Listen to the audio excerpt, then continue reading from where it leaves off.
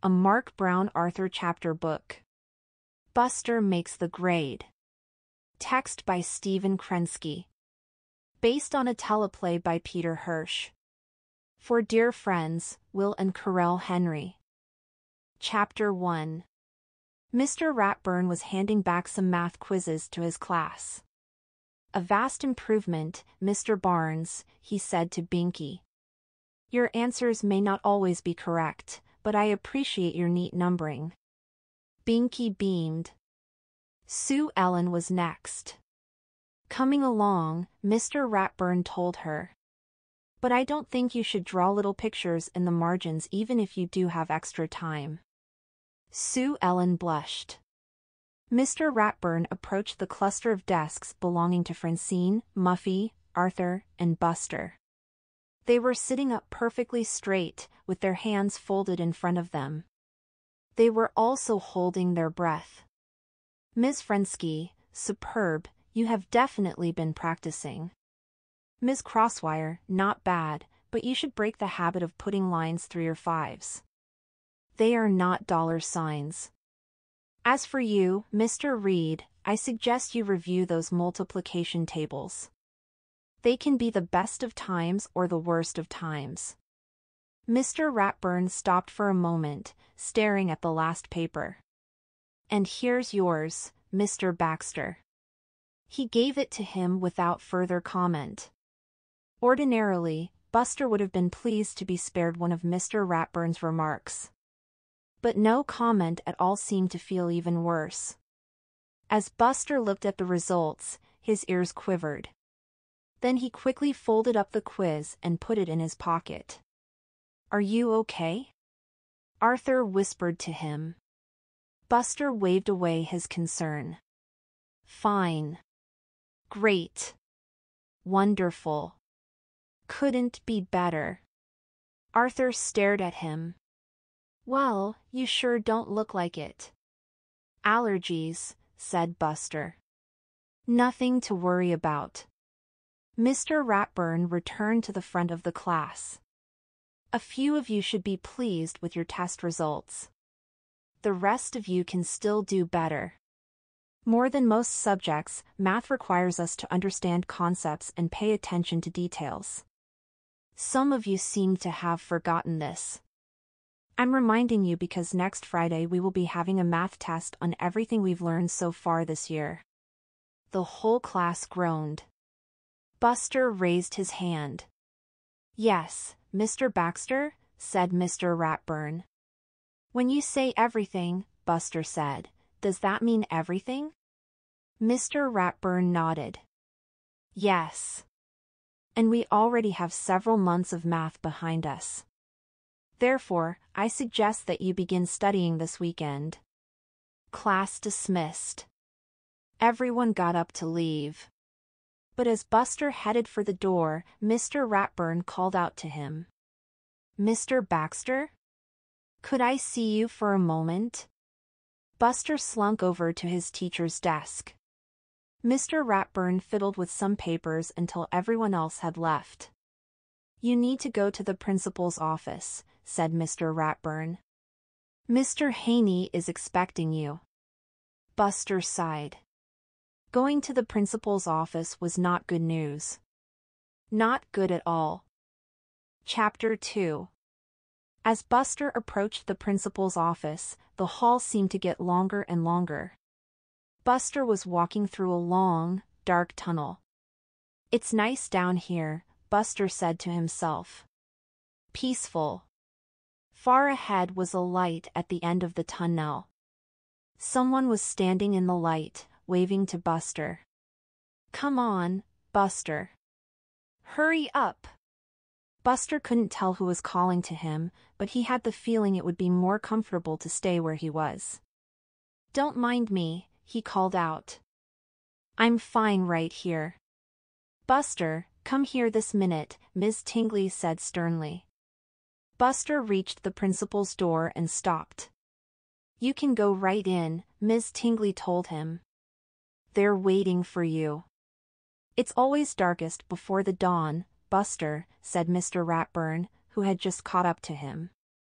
Let's go inside. Buster opened the door. He expected to see Mr. Haney because, of course, this was his office. But he did not expect to see anyone else. Mr. Haney, however, had company. Mom. Grandma. What are you doing here? Mrs. Baxter dabbed at her eyes with a handkerchief. It's nothing to worry about, dear, she said nervously. Then she began to cry. It was bad enough to think of his mother crying because she had bumped her head or scraped her knee. But to see her cry in the principal's office was more than Buster could bear. It'll be okay, he told her. I don't think Mr. Haney can really make you write anything 100 times. The principal cleared his throat. Mr. Baxter, your mother isn't crying on her own behalf. Oh, Buster said quietly. Buster's grandmother patted his mother on the back. There, she said softly. Mr. Ratburn reached for a box of tissues and passed it to Buster's mother. Really, Mrs. Baxter, he said, clearing his throat. It's not as bad as. He turned to Buster. Although this is serious. He turned back to Buster's mother. But nothing a little elbow grease, he looked at Buster again. Or maybe a lot of elbow grease can't fix. Buster's ears began to droop. Mr. Haney frowned. Mr. Baxter, you have come to a turning point, a juncture, a pivotal moment in your young life. The choices you make now will have a lasting effect on your academic career. Therefore, these are not choices to make lightly. Mr. Haney pointed to a chair by his desk. Sit down, Buster. We have a lot to talk about. Chapter 3. Buster was sitting on a swing at the playground when Francine, Arthur, and Muffy found him. Buster, we've been looking all over for you, said Francine. Oh, said Buster. Well, here I am. What happened at the principal's of Fice? Arthur asked. Is everything okay? Not exactly, said Buster. He told them the whole story. At the end, Mr. Ratburn said I had to get AB on the test next week or else. Or else, said Muffy. Or else, said Buster, imitating Mr. Ratburn's voice, you won't have the pleasure of joining your friends in the 4th grade next year. What? Said Arthur. That's terrible, Buster. Actually, said Francine, it's a pretty good imitation of Mr. Ratburn. Not that, said Arthur. I mean what he said. He shook his head. How can we possibly go to 4th grade without you? Buster shrugged. You may have no choice. I don't know enough math to figure out the odds, but my chances can't be good. I mean, I can barely name all 30 states in the country. Buster, said Muffy. There are 50 states. Buster sighed. See how dumb I am? It's hopeless. Don't give up yet, said Arthur.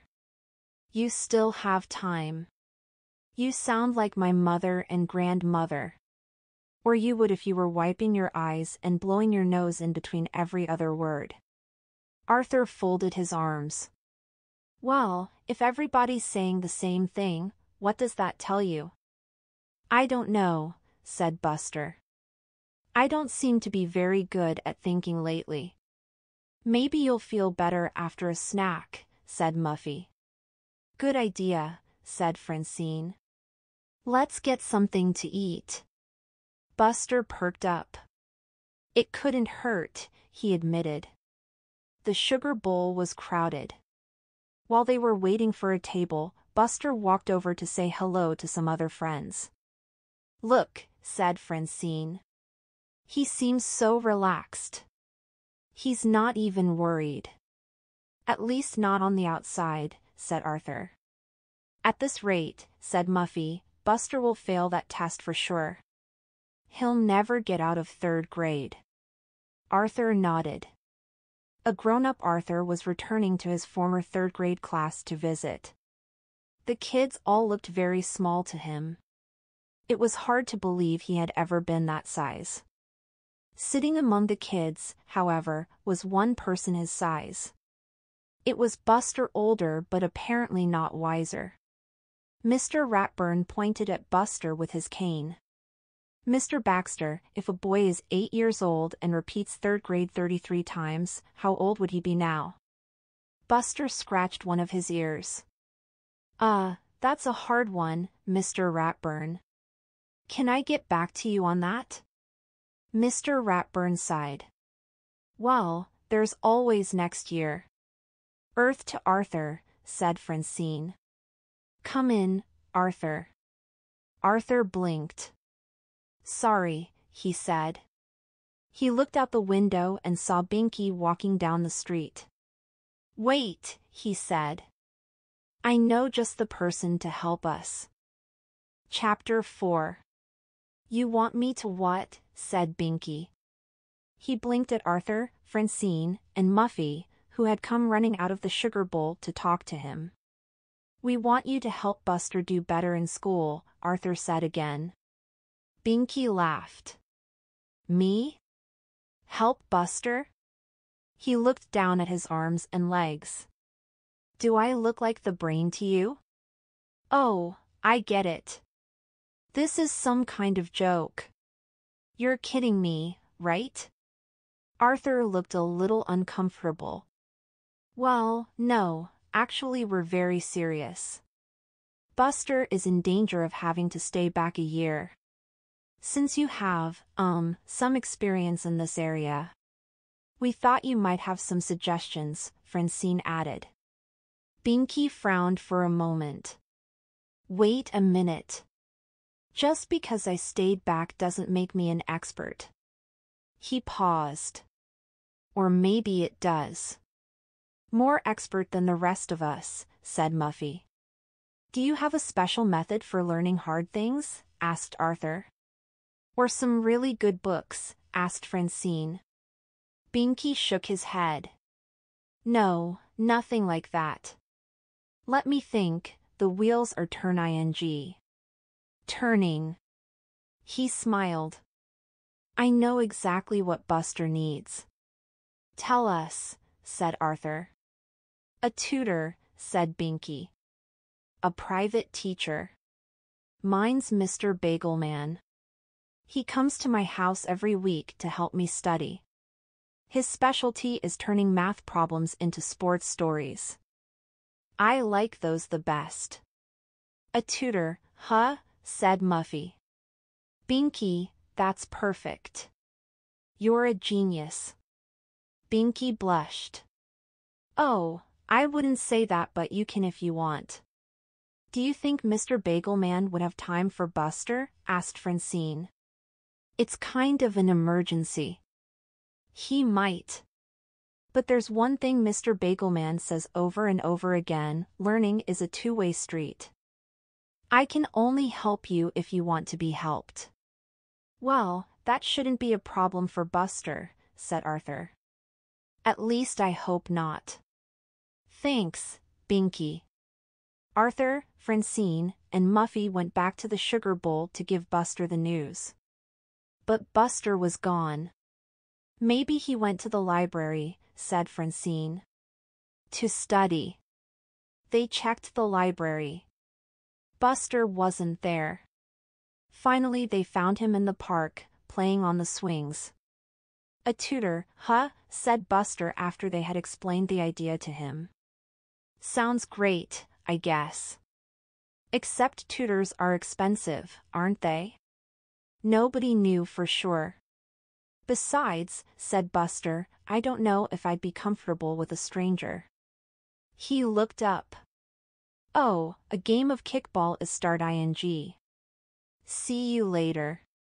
Buster ran off to the field, leaving his friends staring after him.